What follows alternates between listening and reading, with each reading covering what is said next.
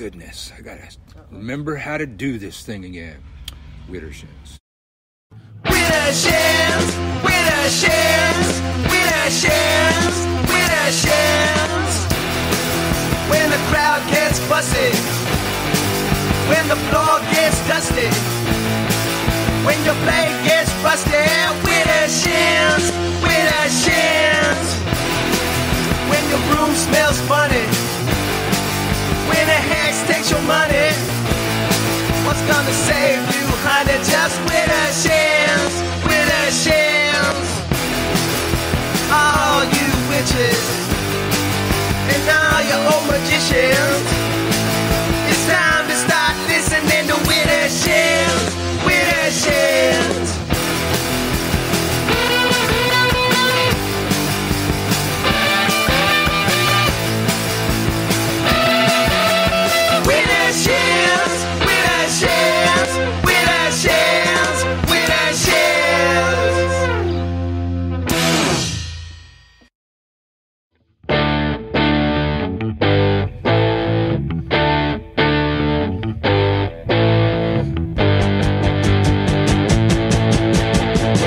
Mystic sister and you go through puberty. You think you might be pagan and you want community. You meet a sex magician who tells you how it will be, and he claims that the door is locked and he only has the key. He claims that he's an elder but he's only 33. He's got merry meat, he merry pot your legs to blessed be. He says you best get used to it, it's part of our religion. You think he might be full of shit but you're a trusting pigeon. He brings you to a circle and the priest gives you a shove-in. Says we like polyamory and lots of carnal loving. So if you fuck my friends and me, we'll let you in our coven. And if you want a family, we'll put one in your oven. Which war? Twitch door? Which war? Pitch saw? Which war?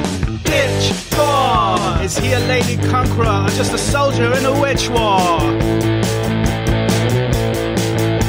You think we get enough grief from Christian right-wing preachers? We shouldn't have to bite each other like some feral creatures. I hear there's trouble brewing with the Voodons and the Wiccans. They're sacrificing values instead of little chickens. And some folks scam the new age kids because they're easy pickings. A bunch of pagan characters right out of Charles Dickens. I thought being pagan meant we all should get along, and that every path has value and there is no right or wrong. But every time there's power, there are always those who grab it. Someone comes along and takes a whack at Laurie Cabot. Some other fool shoots back like Elmer Fudd out hunting wabbits. They end up coming off like Lou Costello and Bud Abbott. Which war? Kitsch store? Which war? Niche de jour? Which war? Switch war? You know I ain't no carnivore, ain't got stomach for a witch war. I know a couple women who were married to each other, and they were polyamorous, and soon they found another. And then a jealous friend of the third woman's exes started raising bad juju and casting nasty hexes. So everyone found out just what power over sex is, ripping at each other like Tyrannosaurus Rexes. So free from harm must only be the law. And if you've got a problem with that sticking in your craw, then maybe you're a power monger trying hard to squeeze us. And you will not be welcome here until your witch war ceases. And everybody must be free to do as he, she pleases, no matter if they follow Satan, Buddha, Bob, or Jesus. Witch war, rich war, witch war, snitch war, witch war, bitch war. Try to make life a chore, try to draft us in a witch war. Witch war, are you a big predator? Witch war, tell me what's it all for? Witch war, hey, who's minding the store? I can't take it anymore, better quit it with your witch war.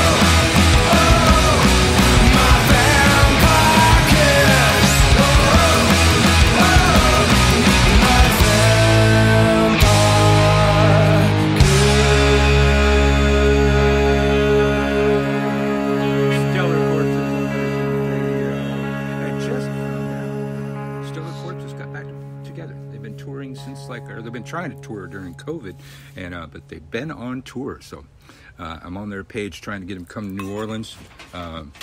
Somebody we should try. Somebody should try and get on the show, really, because one of the few bands that has given us permission to play their music. Not that anything ever happens when we infringe on people's copyrights. We just get a warning from YouTube, and nothing ever happens except the time we played that Prince song. Yep. Yanked that show. But then, of course, we heard the usual songs by the Daryl Howmore Philharmonic, the Widdershins theme song, and Witch Wars.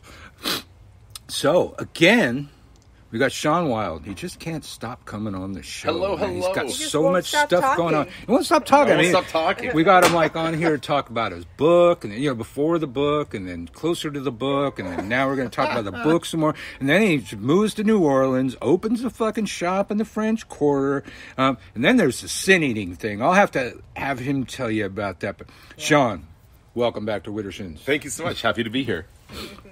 So, normally I'd say what you've been doing, but fuck, what haven't you been doing? You got your visas from Canada and came down here and rocked the fucking town. Yes. They're rocking the fucking town. Thank you. The entrepreneurs from up north. Why is he still barking? The northern entrepreneurs. Absolutely.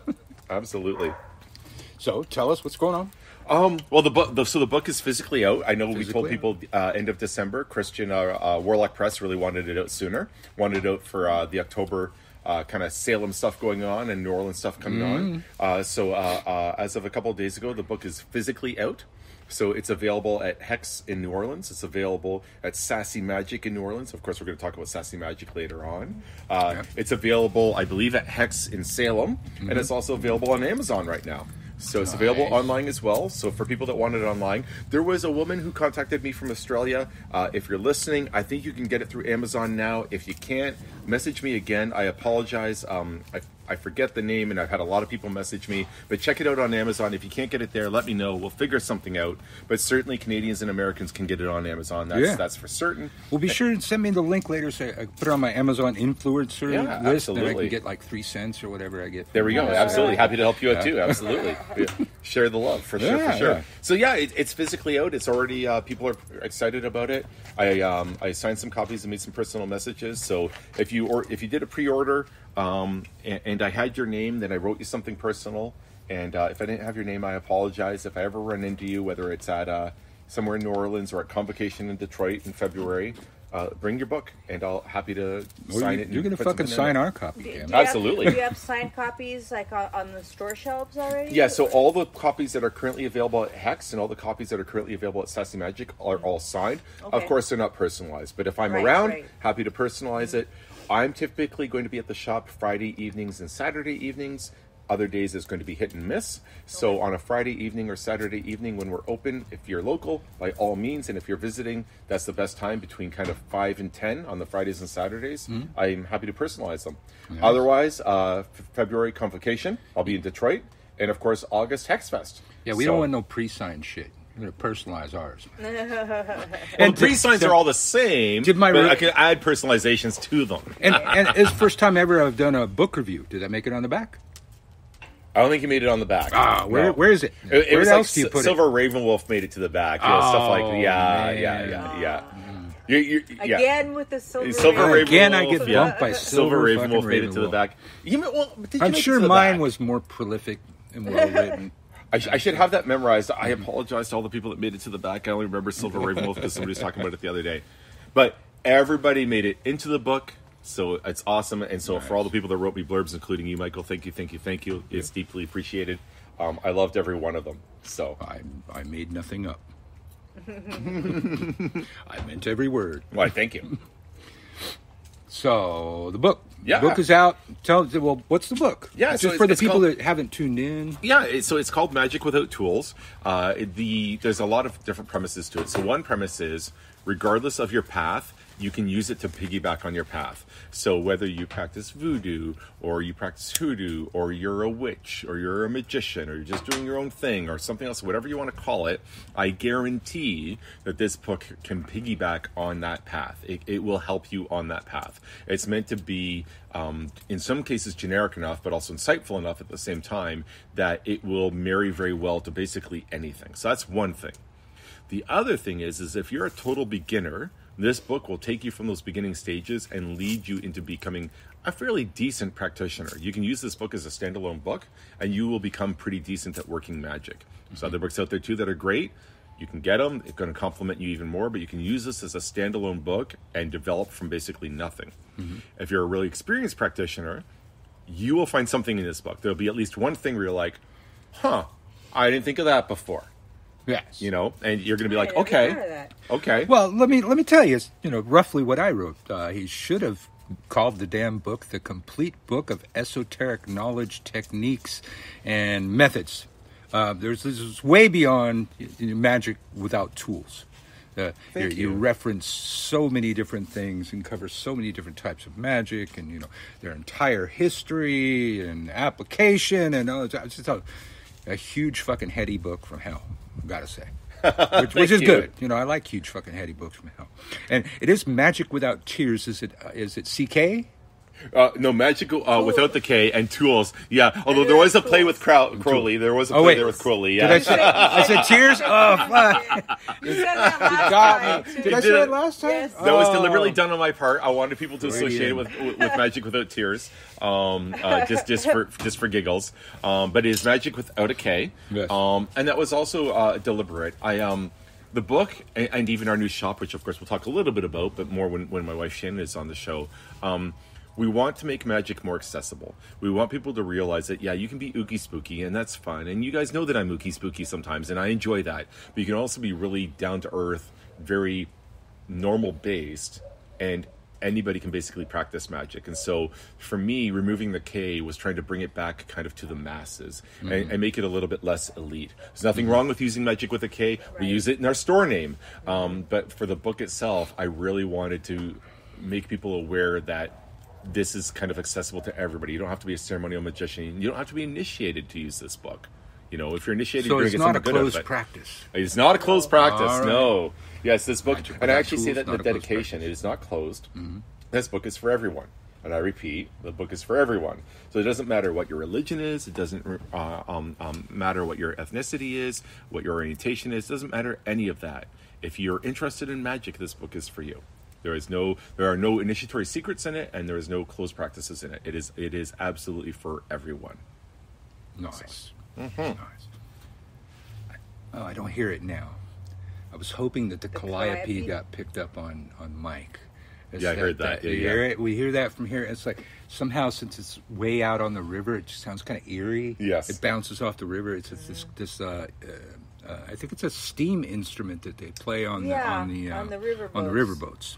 And it's spooky, and I love it. Because we are in the heart of New Orleans right now, which I think most people realize for this show. Yes. But we're currently in a backyard in the heart of New Orleans, just chilling out, having some drinks, and sitting around. If you follow me on TikTok, Sean's sitting in the chair that you'd normally see me in. So picture those trees behind him and stuff. Right there. We forgot their limes.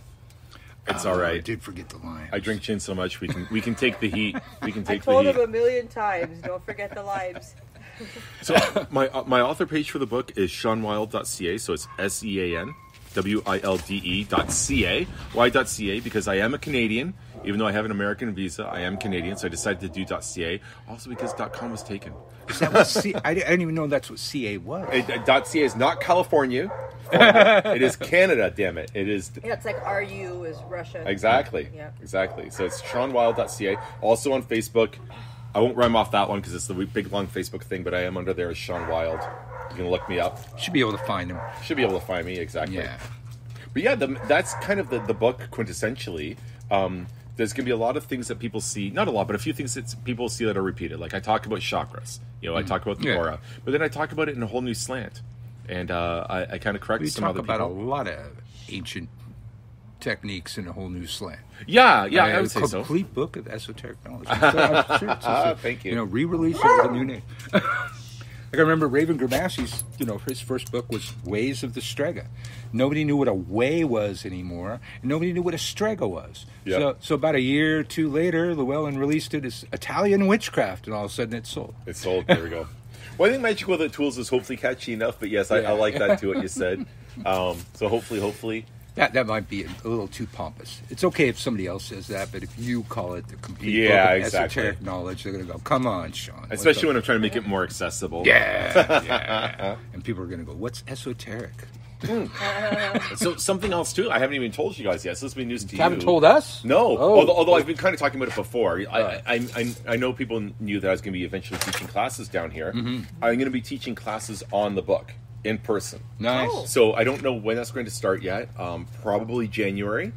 No earlier than December, no later than February. So somewhere in that period, I will be teaching magic without tools, probably in an 8-week segment here in New Orleans. Nice. So that might be virtual as well eventually if there's enough interest. But right now I want to do it in person because there's stuff in there that's just, it's better and easier in person, both for me and for the students. Mm-hmm. It's going to be a little bit exclusive only because I have limited space. So probably about 6 people. So, but yeah, I'm going to be teaching that starting the next couple months. Nice. Yeah. Nice. So that will be happening too for anybody interested. Yeah. So when do you take a break? You're so busy. I'm already booking into 2024, so I don't know when I'm going to be taking a break. Well, I remember I think it was when we met your wife. She said, "So what's your 9 to 5?" Oh yeah. We just kind of looked at each other like, "What? 9 to who? We don't do that anymore." Yeah, I've been going pretty hard for sure. Book 2 and book 3 are already being written. That's right. I'm way behind on those on my personal schedule because I've been so busy, of course, with Sassy Magic, which is our shop, and with the sin eating stuff, which obviously we'll talk about in a little bit. So book 2 and 3 are in the works, though. The one book I'm still keeping a secret, but the other book is on vampires. So I'm going to be talking about psychic vampires, and it is going to be really good. That is going to be the book in terms of psychic vampires. So anybody interested in that topic, when it does come out, probably about a year from now, that will be the book. That will be the go-to book for sure. And that one, I feel confident enough, not egotistic enough, but confident enough that I can say that now. That it definitely will be egotistic's okay. It ain't bragging if it's true. There we go. Well, that's like I call that confidence as opposed to ego. So yeah, so I'm behind on those though because I've been so busy with the other stuff. But I've got about a quarter of them written, both of them. So I'm hoping. Originally, I was hoping to have something enough for my publisher by August of this year. Obviously, that didn't happen. So certainly sometime next year I'll have enough for them to look at and give the thumbs up and go from there. So nice. Damn, too bad you didn't have it out for the Endless Night Vampire Ball. I know, yeah. It snuck up on me. I guess, this weekend? It's this weekend, yeah. Endless Night Vampire Ball, yep. I'm going to that. A bunch of us are going, so that'll be fun. I'm too old to do Endless Nights these days, but maybe I'll meet up with some of the people. So definitely would love to have the vampire book ready before October next year for them when they come down again. Right? Yeah, there you go. For sure. That'll be the goal for sure. Aim for a release date for that. Yeah. Which means I got to have it done for my publisher, done, like by June then of next year at the absolute latest. So, yeah. I didn't hear what you were saying about the timing of the book, but I think originally you said that it would be in the flesh later. It seems like it came out earlier. Yeah. I mean, yeah. And kudos to the people that my publisher hired for editing and for review. Kudos to all the people that did blurbs in such a short time period. We only really gave people about 3 weeks. And my publisher, he loved the idea of having it out in October, both for the symbolic value of it, but also, let's be honest, October is like the witch's month, right, in terms of making money. And so he really wanted it out available in his own shops, but also for other people's shops, including our own. And so he pushed for it, and it came out. And, I don't think we moved too quickly because there was a lot of back and forth. At first I was worried. I'm like, are we moving too quickly? Should we do more reviews of the book? But I think it was appropriate, and I think it was good. So hopefully, I haven't read the final version. Like I haven't seen the final edits yet. So hopefully I'm not wrong in saying that. But I think we're good. I think we've done a pretty good polished product. When I did my final reviews, I had between myself and the editor, we had over 1,000 edits. So, we really tore it apart and made sure that everything was correct. As we know, Michael gave me some where I was using some Canadian slang, and he was giving me shit for it. So we took out the Canadian slang. You're going to say that corners was Canadian slang. So in my defense, in Ontario, a number of us call the quarters, we call it calling the corners. It's our slang, and I slipped up and I used slang. Maybe that's where Silver Ravenwolf got that idea. And Michael was making fun of me for it. So I changed I gave you a little bit. I just said I was going to slap you. Yeah, exactly. I know this is radio, but are we wearing the same fucking pants? We might be. We are wearing the same pants. Same fucking pants. We are wearing the same pants. Michael and I are little. I didn't even get those off the twinsies. link that you sent me. I just Amazon. You can buy this T-shirt at my shop, so then we'll be true Making my twinsies. ancestors proud. Making my ancestors proud. I thought I'd wear that because we're talking about my book and we're talking about some other stuff that is applicable. So, and this T-shirt's available at our shop. We got some tongue-in-cheek T-shirts. So you are part Native American. I am, yeah, I am. Well, I don't consider myself part, but like by blood, I am part. I'm indigenous. I'm descended from Kanen'kahaka people, which is Mohawk Nation. I'm not recognized Mohawk, so I don't claim to be Mohawk. That would be inappropriate. In Canada, I'm recognized Métis, but I don't identify as Métis, even though I'm recognized as such. So I identify as an indigenous. Yes. Because to me, it's more accurate. So I am indigenous. I'm a believer that you got to recognize all your ancestors. You guys can't see it; it's radio. But you see this guy here? He's pointing at a dog. His mojo here. His main source of DNA is Schnauzer and Mini Schnauzer. Yep. Mathematically, he has more Schnauzer and Mini Schnauzer. What he has least mathematically is Greyhound, and Whippet, and he definitely likes Greyhound, Catahoula leopard dog, exactly. and that's the. So I don't think it's a math thing. Yeah, There's I agree. certain portions of your DNA are just more active than other people's. So. Well, and how you're raised and what you're embracing, right? So, by Canadian law, I'm Métis, but I don't. So I use that because I have to, but I call myself Indigenous because I identify as Indigenous, and I will not identify as Mohawk without that tribal acceptance, and I don't have that. You look good in a Mohawk, dude. Yeah, you could totally pull that off. I don't know. I'm getting old for that now. I don't know. But yeah, that's my main nation that I'm descended from. I actually am descended from a couple of others, but that's my main one, and that's my ancestors were in New York State, and then they came up to Canada after the American Revolutionary War. So, yeah. And I've got white ancestors that were adopted into the nation as well. So they're actually adopted, but actual indigenous by blood ancestors too. So yeah, so that's my heritage that's on my mom's side. So on my mom's side, that's where that comes from. So. Well, I know we're not going to talk too much about it because got to get wifey over here. But you pulled off signing the lease and opening a shop in what, a month? Yeah. If fucking that. Yeah, the place is open, decorated really nice, fucking, got employees there, got a manager, all that shit. That's impressive. Thank you. Yeah. So I mean, I've made no secret of it that I said if I ever get my visa, I will teach classes down here. And so that was kind of like the hint, right? Yeah. That something was coming. That was the public hint. And some people kind of started to read between the lines and confronted us quietly and in private and said, "Hey, are you opening up a shop?" And a couple of people had some inklings, but most people, of course, didn't. And we decided in December of last year that we wanted to open up a shop, and by September we had our visa. So that's a long process, an expensive process for the type of visa that we came in under.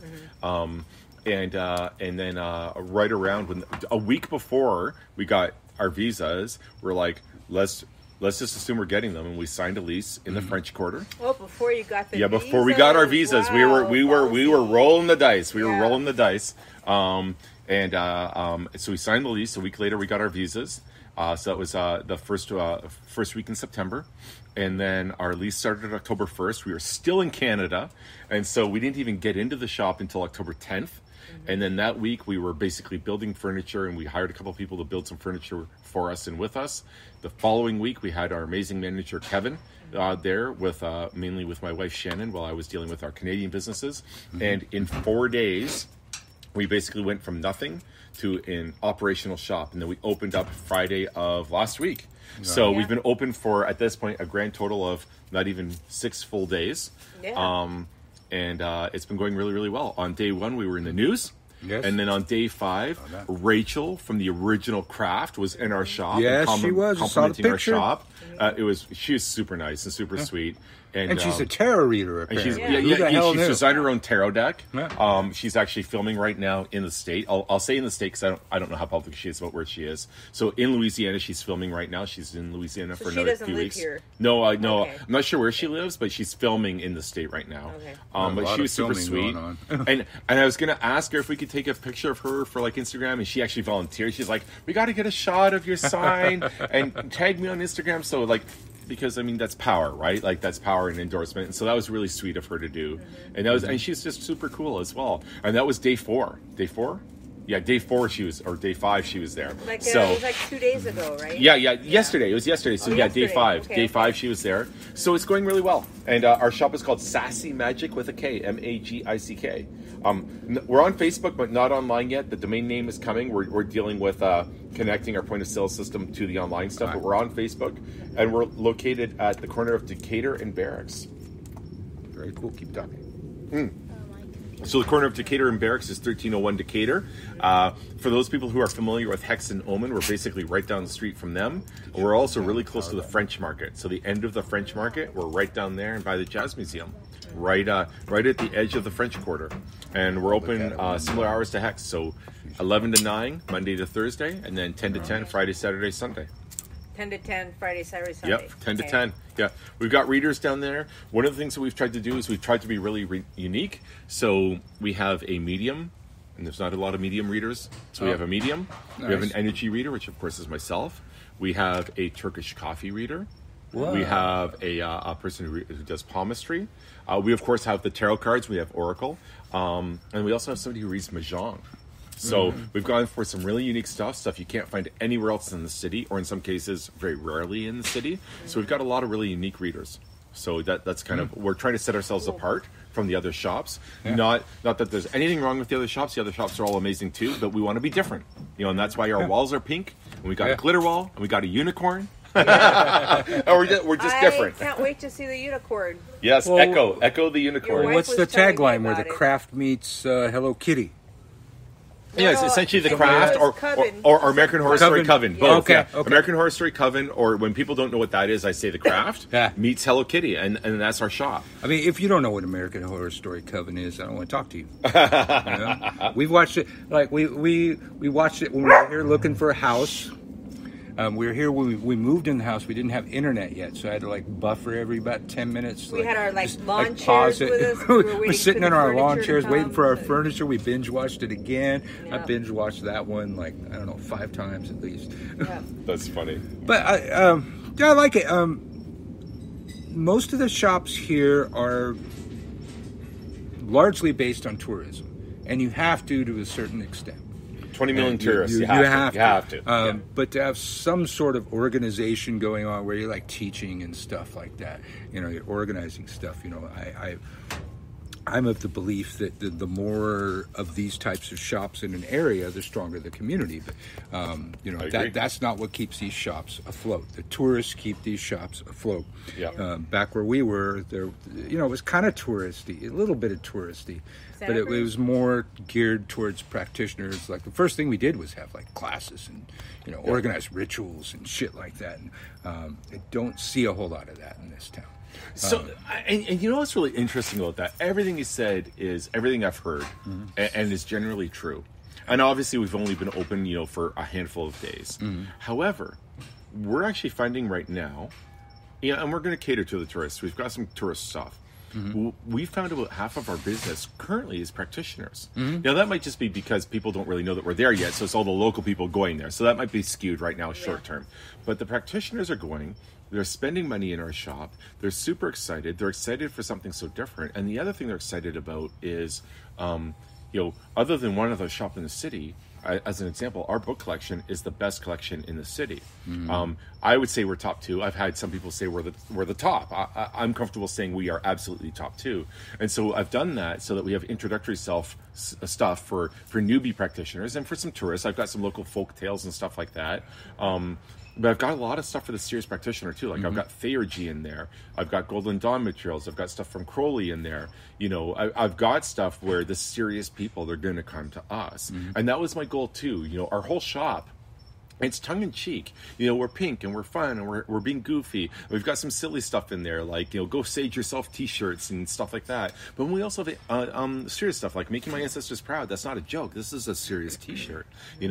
Fuck around, find out with a pentagram. That's a little bit of a joke, and it's also serious. Like, fuck around and find out, both indigenous and you witchcraft, have that? right? Yeah, we do, man. Okay. Yeah, that's sold right there, right? Yeah. Fuck around, find out when with we finally make it to the shop. Yeah.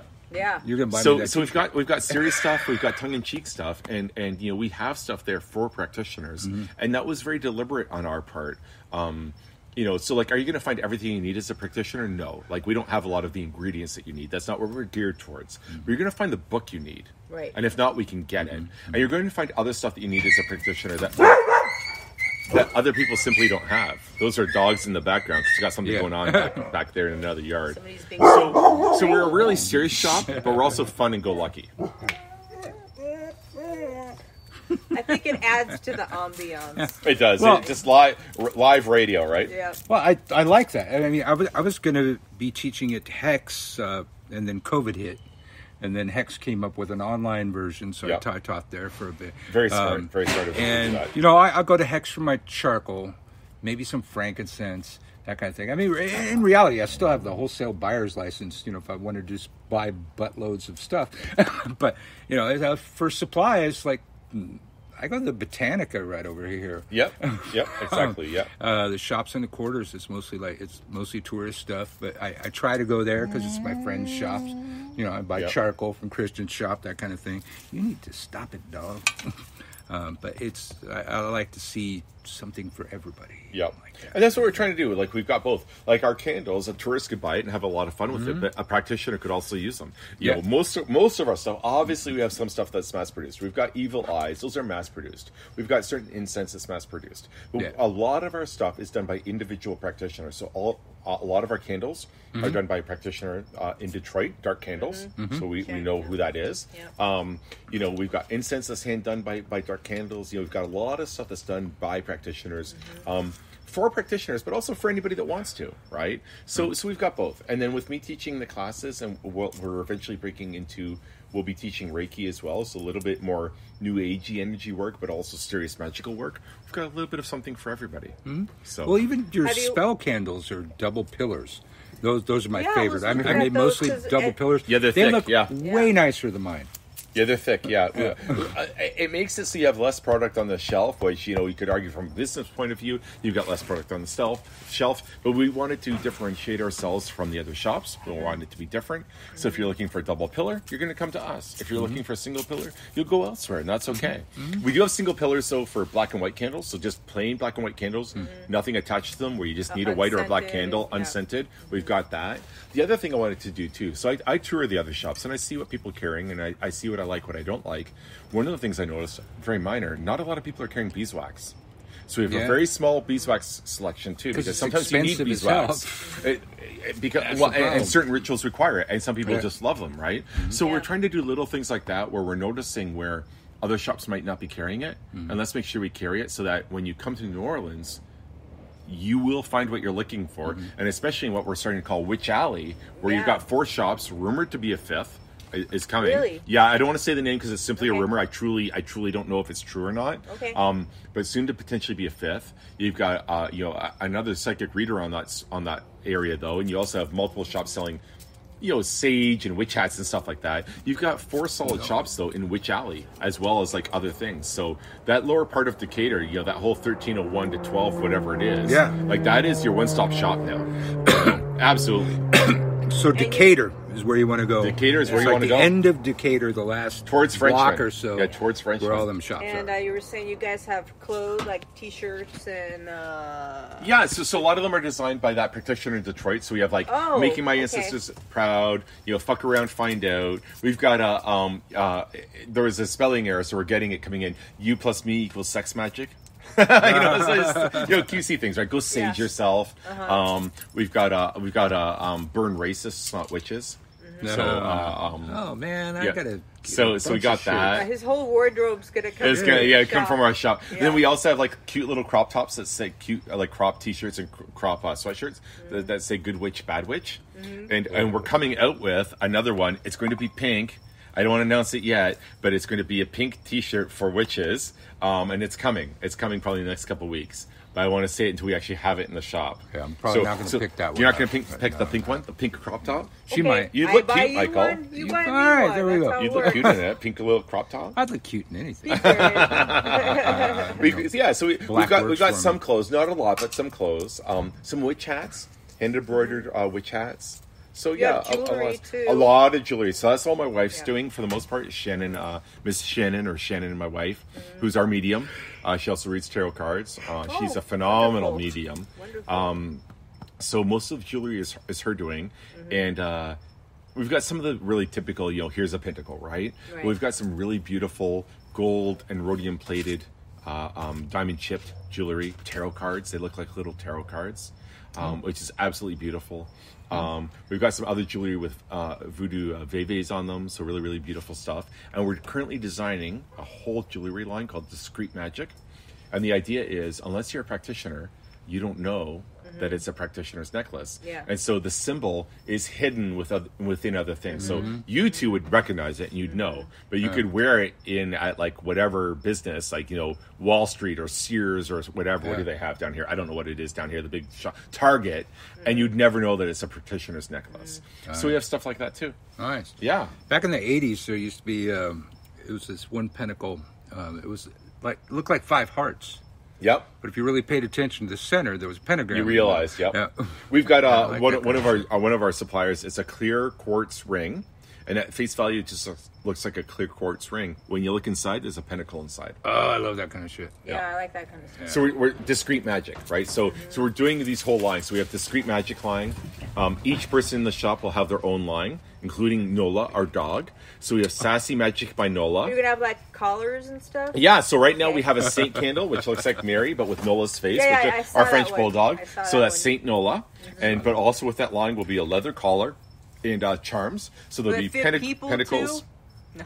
The collar? Yeah. Well, we might not be getting into that. I mean, we'll see. They are leather. I mean, you could if they are tiny enough. If the person was tiny enough, you could put it on them.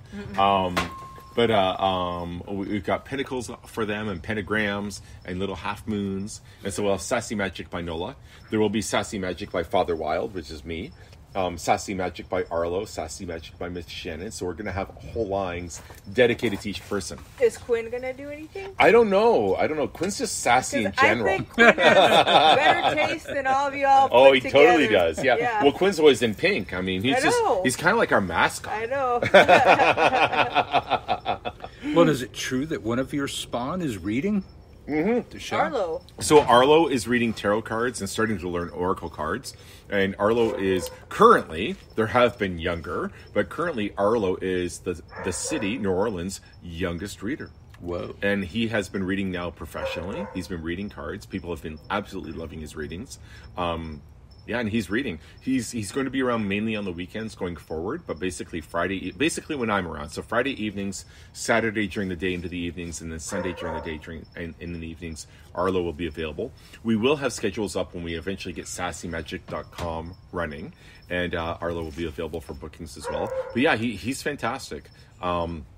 We've got 2 really phenomenal tarot readers. One is Arlo, the other one is Chris. Chris has actually been around in the city for decades, so he's a more like a staple.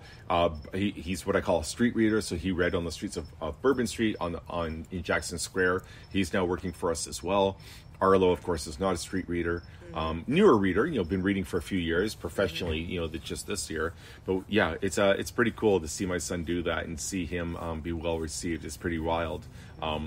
Technically pretty wild, tongue in cheek, right? Technically, he's a 3rd generation psychic, not practitioner, because my mom did some stuff. So he can claim the whole genetic thing. I don't really claim it because my mom was into stuff, but she didn't teach me anything. But Arlo technically would be a 3rd generation psychic, not 3rd generation reader, but 3rd generation psychic. So that's kind of cool. I wouldn't even claim to be 2nd generation psychic because what I do isn't really psychic readings. I do something different. So, but Arlo can claim it, and it's not. He wouldn't be full of shit to say that.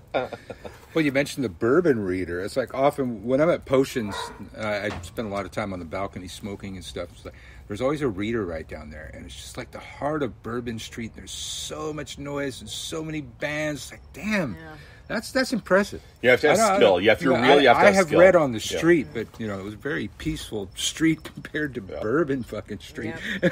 Well, and that's what I like about my readings. Like the readings that I do. Like I did one for my manager the other day, and even though I know him, I told him shit that I wouldn't know from knowing him. And he's like, "Holy crap! Like this is amazing." And I'm swearing a lot, but I guess on your show it's okay. Yeah, fucking and with my readings, like I can, like other than the customer experience or the client experience, I can stop part right through, and it's no problem. It doesn't interrupt it because of what I do and how I do the energy readings. It's not a problem for me.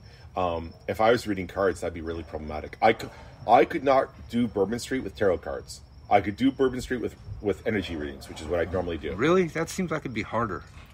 Honestly, at least you got the physical object to focus on. I guess this is where the ego comes in. I'm just that damn good. I'm a really good energy reader. Like I feel confident saying, for sure, I am one of the best energy readers in the city.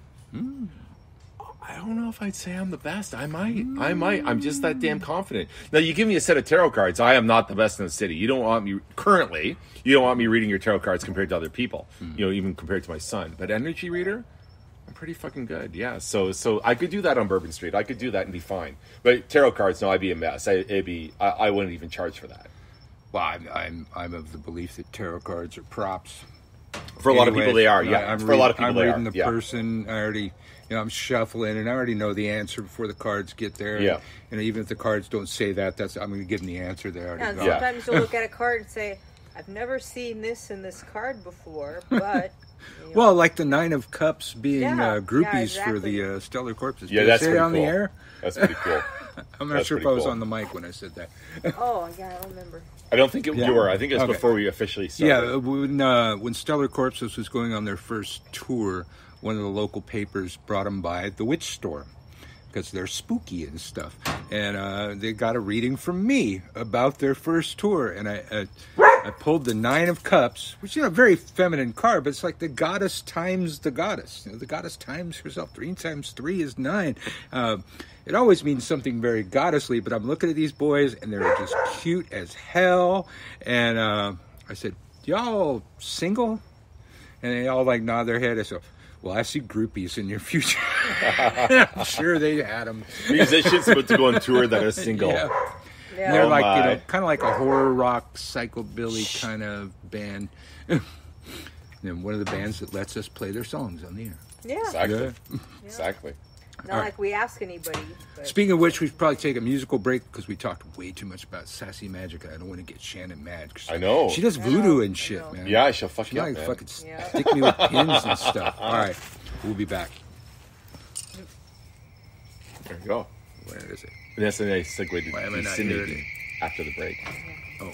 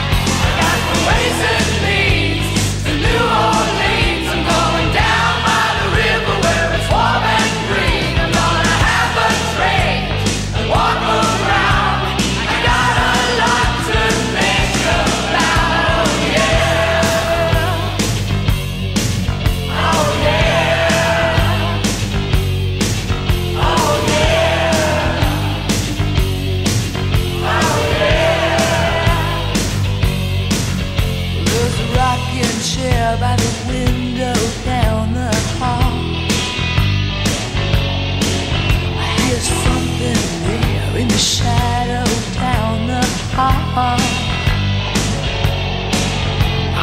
you were a vampire and now I am nothing at all. Oh, you were a vampire and now I am nothing at all. I got the ways and means to New Orleans. I'm going down by the river where it's warm and green. I'm gonna have a drink and walk around. I got a lot to think about. Oh yeah. Oh yeah. Oh yeah. Oh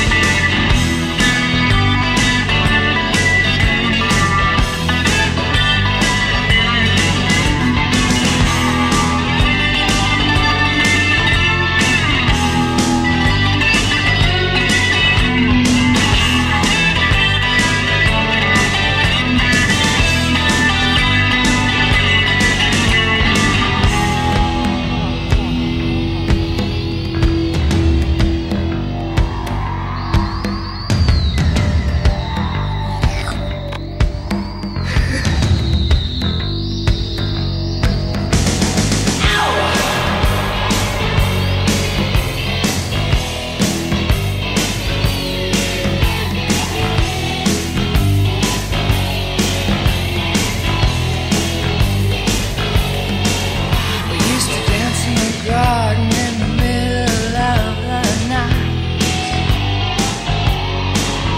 Dancing out in the garden in the middle of the night. Oh, you were a vampire and I may never see the lights.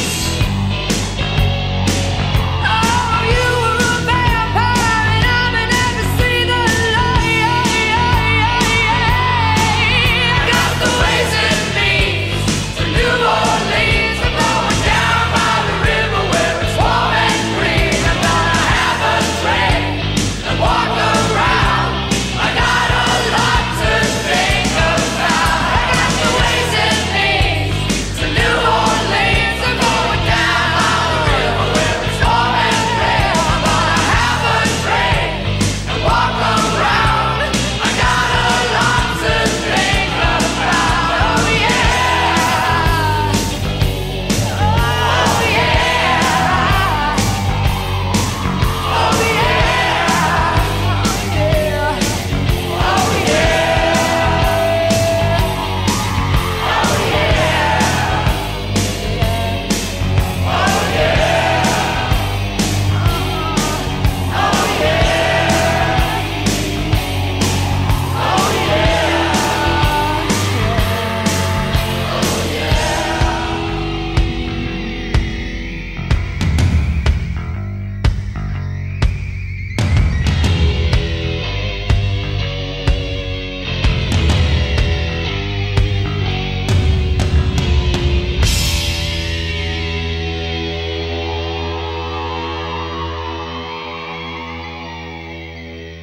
Yeah, we're back. Wittershins Radio. Wittershins tends to broadcast about every Wednesday that we feel like fucking broadcasting. If you follow us on Facebook at Wittershins, you'll know when we've gone live. We tend to go on about 5. Lately we've been doing 5:30 because of family stuff. But you can find Wittershins on every place that you get podcasts. I mean, if you don't find Wittershins on the place you get podcasts, the place you get podcasts sucks ass. Wittershins broadcasts to you from New Orleans, Louisiana, the purple spot of this fucking scary red state. Blue spot. The blue spot of this fucking red state. Usually once a week, but whenever the hell we really get around to it or when we have something to say. But the thing is, with Wittershins, we've got a very large package that we pay for. We can go on the air 3 hours per day, unlimited times per day, 7 days a week if we want to. And we probably should because we're fucking paying for it. And at this point, our archives have gotten so large, I'm going to have to pay for a bigger package.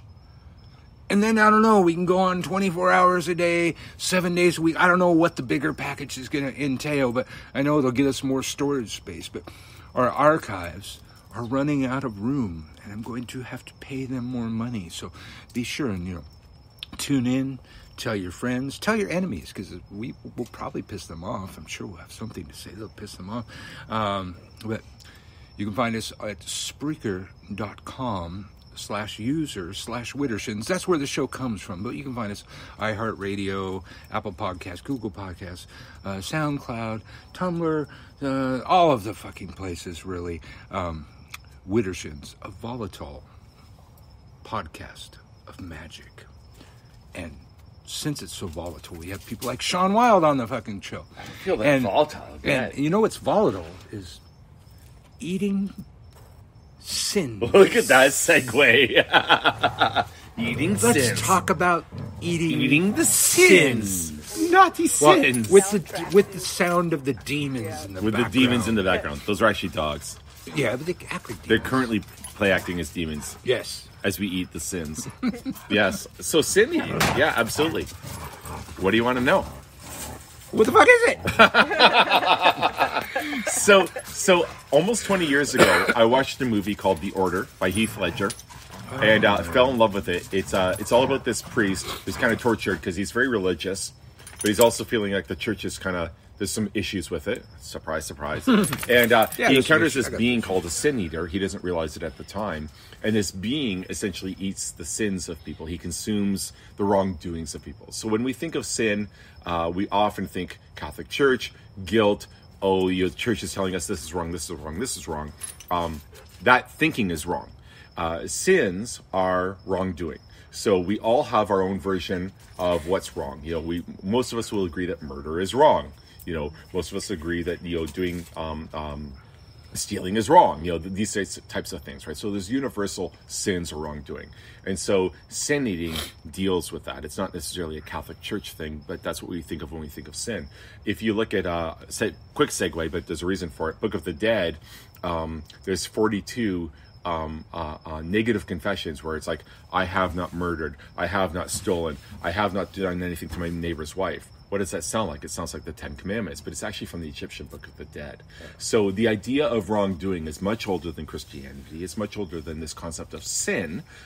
It's a loaded term, but when you strip that Roman Catholicism away from it, it's don't do wrong things, don't do bad things that most people will agree are bad. And sure, some of our cultural things, what we think of in the States in the 21st century as bad might be different than Egypt 4,000 years ago, but there's certain things that are pretty universal. You typically shouldn't be going around murdering people. You shouldn't typically be going around stealing, things like that, right? And so, the Egyptian Book of the Dead, which is much older than Christianity, talks about these things. So, why do I mention that? And sin eating. So sins. Yes, we currently are. We have dogs having sex in front of us. Okay, male dogs. Yeah, that's some irony there. So sin eating. The term sin eating comes from the United Kingdom, specifically the Welsh Marches, which is basically the border of Wales and England. And what we know for sure is that it was written about in the 1600s. That's what we know.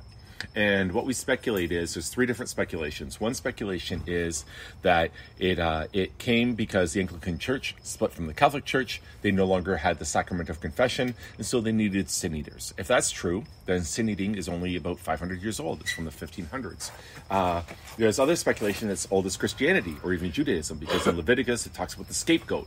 You take all the sins, put it on the goat, kill the goat, send it off into the wilderness, whichever. That's the scapegoat. And so if you believe that, then sin eating is about 2,000, 3,000 years old. However, there's some of us believe, and we don't know this, it's what we believe, we can't prove it, that sin eating is a remnant. It's just a remnant of a mystery tradition that from Egypt and Greece that's thousands and thousands of years old. And it's only a remnant. It's only a remnant. And that's what I choose to believe. I don't know that. We have what we know. We have like the written documentation of when sin eating happened. We have our speculation from the Bible, and then we have what we think, depending on your interpretation. And I choose the third one. So for me, sin eating is actually thousands of years old. And again, for me, sin eating is wrongdoing. It's not associated with Roman Catholicism. So that's an important distinction. So I've always been fascinated by this, though. I always wanted to be a sin eater. It was cool, and it was ooky spooky, and it was amazing because you're absorbing the wrongdoings of people so that they can move on in the afterlife. And so that's why I believe it's a remnant from a mystery tradition, because you are preparing the dead and purifying them. And again, that's what the Egyptians did. You have this whole scale where the feather has to be lighter, or the heart has to be lighter than a feather, right, on the scale, right, in terms of what you've done with your life. And that's what I choose to believe. So some historical sin eaters might have been Christian, and that's fine. That's not the perspective that I'm coming from. So I choose to believe that it's much older. I've always been fascinated with it. And this year, I don't know, something clicked. I'm like, it's time. And so I did some more research. I did research on and off for 20 years. Could barely find anything on sin eaters. But this year, I found what I believe is the secret sin eater charms or enchantments. And the written form of them is over 1,200 years old. We're going to get the dogs to stop barking. And the oral form is obviously much older. And when I found that was a huge breakthrough. And I decided it's time. It's finally time to do this ritual. And what I found is that if you look up sin eating online, there's a lot of people that call themselves sin eaters. What I would call them is modern sin eaters. So they're consuming suffering, or they're doing therapy, or they're doing something else. And it's all really cool. It's all amazing. If they want to call themselves sin eaters, then God bless them, Goddess bless them, whatever it is that wants to bless them, that's amazing. But it's not traditional sin eating. Mm-hmm. And I wanted to do traditional sin eating. So I did more research, and I read how the sin eaters in the 1500s did it. I found this much older charm. I'm like, I'm going to fucking do it. And as some people know, my mother passed away in February of 2022. And obviously, I couldn't just go around to some random person and be like, hey, your loved one just died. Let me do a sin eating ritual on them. So I decided to do the sin eating ritual on my mother, even though traditionally it would be on somebody who just died or who was dying. So a few months later. And I invited multiple people. Interestingly enough, there ended up being 13 of us there. That's a whole separate probably discussion, because I invited more than 13. And I had a sociologist who teaches at a university there. I had Gardnerian witches, Alexandrian witches, Aurum Solus was there, a member of a voodoo house was there, non-initiates were there, non-believers were there. I had all these witnesses to this ritual. And I performed the first traditional, verified by the public, sin-eating ritual ever in North America, and the first public and verified ritual since Richard Munsell died in Shropshire in 1906. So I have officially, because there's rumors of sin eaters, but they're rumors. You don't know if it's true or not. I have effectively brought this traditional ritual back to the world, effective late September of this year, and with independent verification. And I've done it for the first time on this continent. So I am currently the world's only publicly verified, traditional being the key word, sin eater, the only one in the world right now. Did you get like a certificate? I wish I got a certificate. So it's actually my goal that I don't want to be the only one. So I have 5 people that are training with me. I'm training them in traditional sin eating. The virtual training session is on December 22nd. For anybody interested, you can go to sineating.com to look it up and be part of that.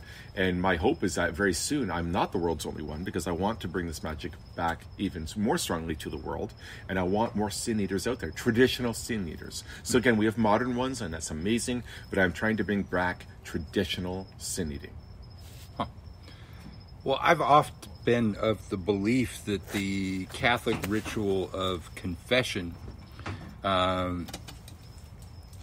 is for the priests to eat the sins and collect the energy from the sins. It's a power source. You make everything a sin, and then you got to come confess. You got to give your sins to the priest. The priests know the real craft.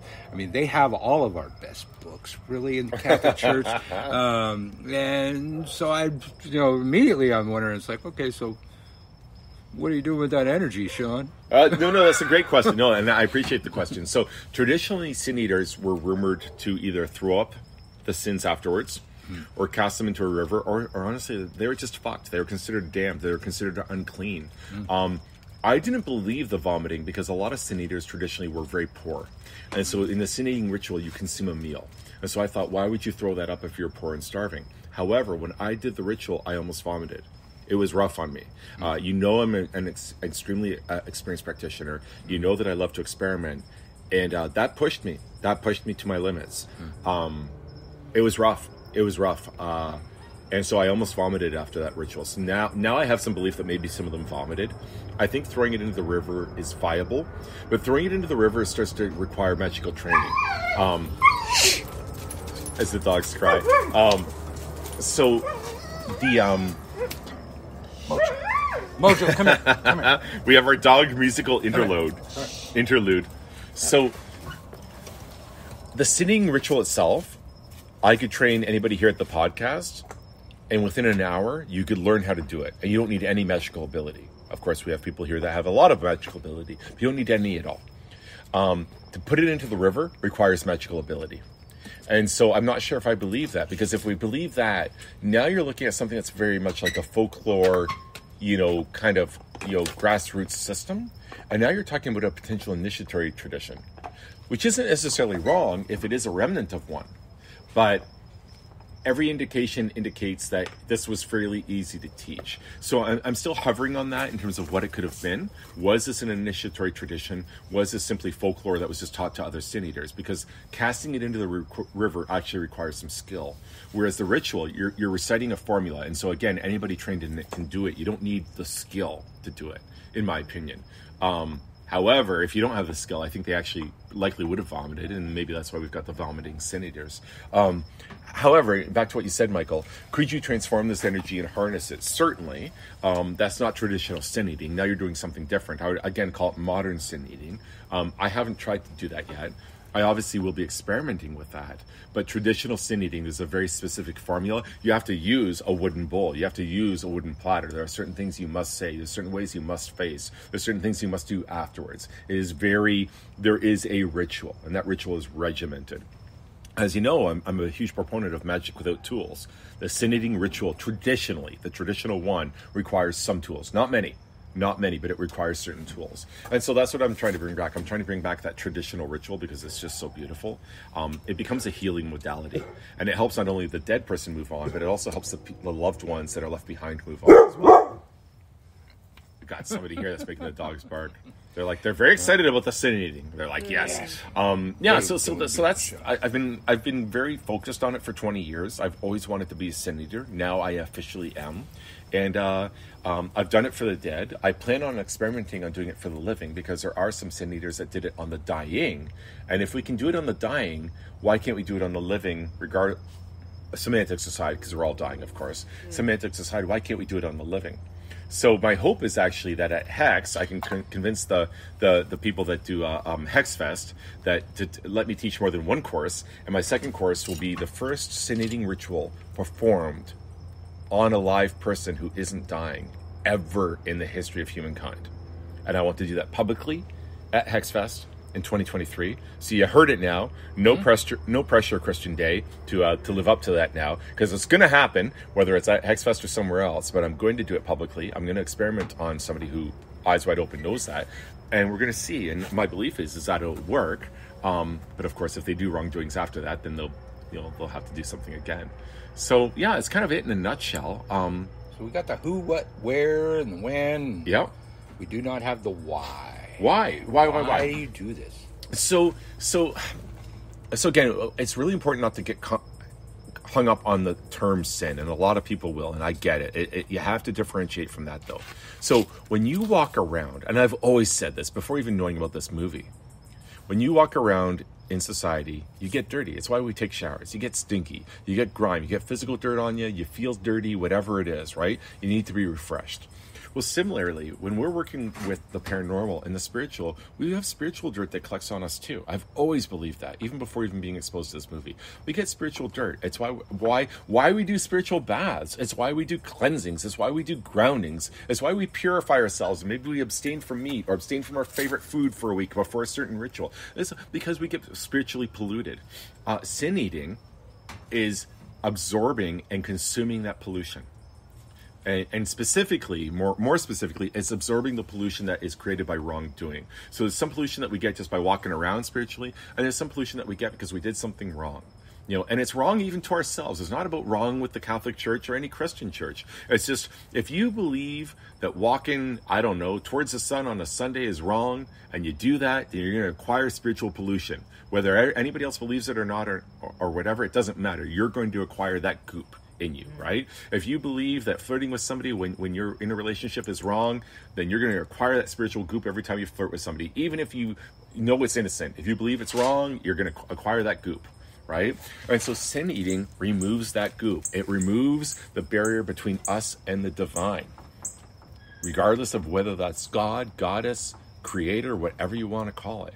And so the sin eating, again, it's that ritual preparation of the dead. It's that purification of the dead, which is universal. Every culture had a purification of the dead. They just did it different ways. Sin eating is just one of those many, many ways to purify the dead. And there's a little bit of not coming back. So sin eating is also one of the public rituals is, hey, don't come down our lanes or in our meadows. What it's saying is, hey, if you die, don't come back, motherfucker. Don't come back as a vampire. Don't come back as a zombie. Don't haunt us as a ghost. Move on. We don't want you coming back. Your time on earth is done. And so there's a little bit of that as well that the sin eating ritual does. So that's the why. Cleansing in a way. It is a cleansing. It's a cleansing of the deceased or of the person who's about to die.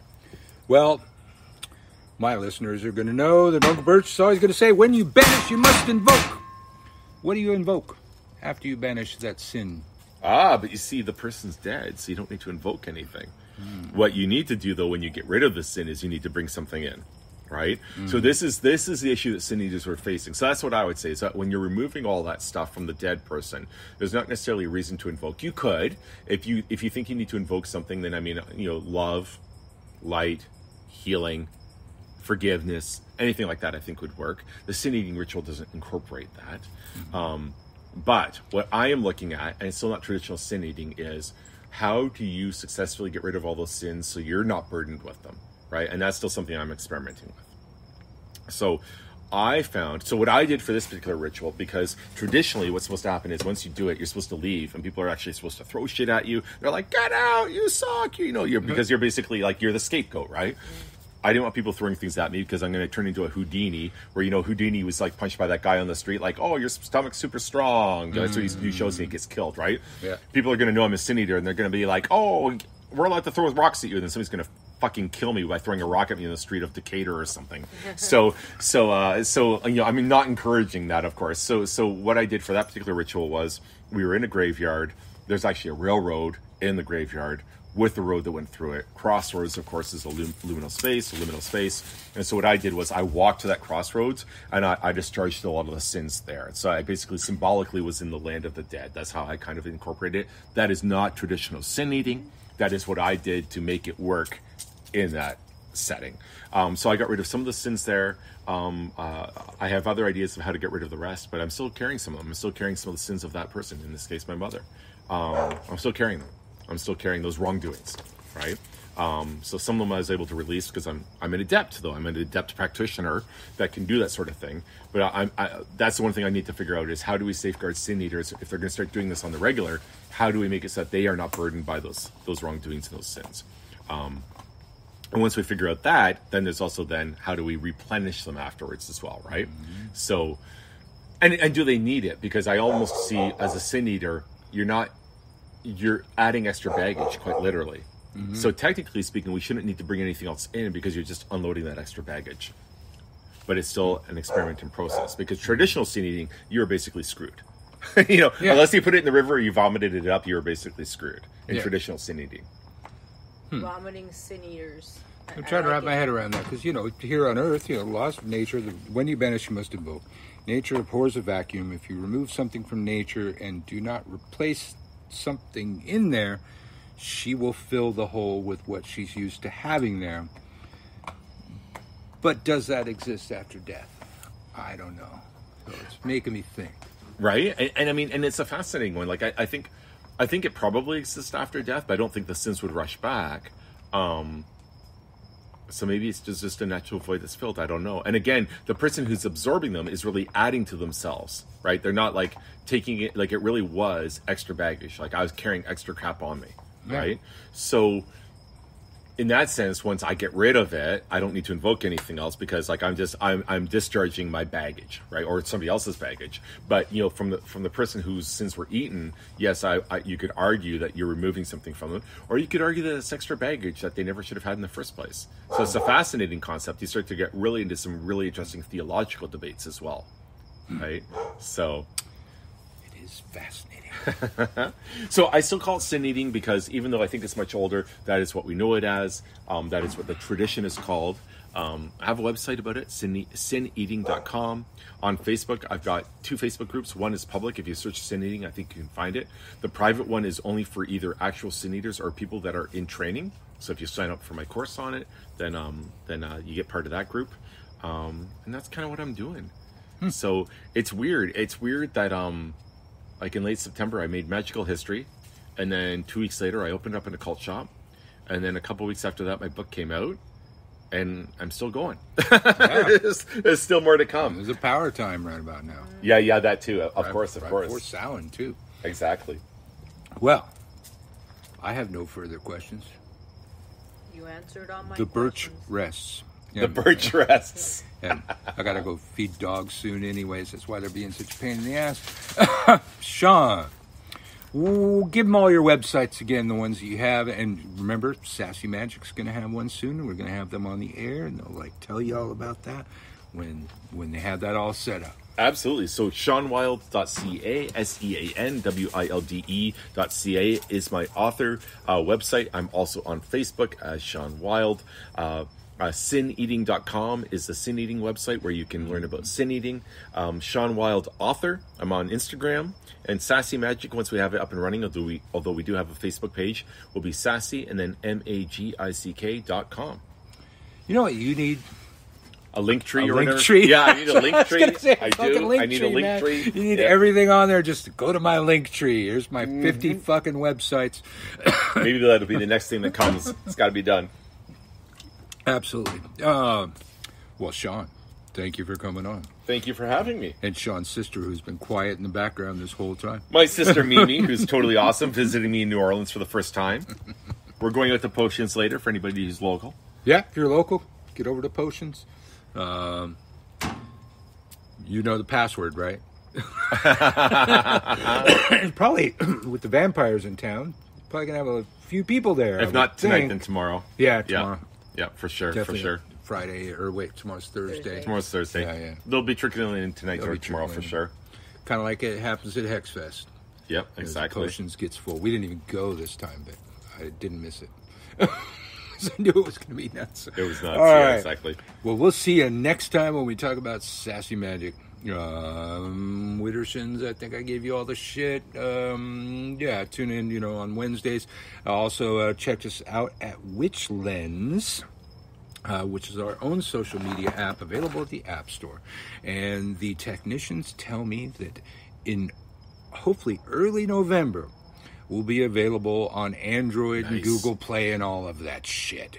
But we're over there. We started our own because we have so many problems with all of the other social medias banning people for talking about what we talk about and believing what we believe in, especially fucking TikTok. So we've got our own place for our own people. You can be any alternate faith, and you can even be Christian. Just mind your fucking manners. Or I or Marta will kick you the fuck off. Because we are the admins so far until we get really, really big and have to hire a fucking bunch of admins. But there'll be real admins monitoring your shit and kicking you off if you do shit. Okay? And we'll be setting up video soon. Yes, we're also, after we get the Android launch, then we're going to add video. It's like there's a whole host of things that we want to do to improve the app, but we're waiting for the Android release to do that. So Witch Lens on the App Store, and Widdershins, we're fucking out. And Marta wants to hear this song.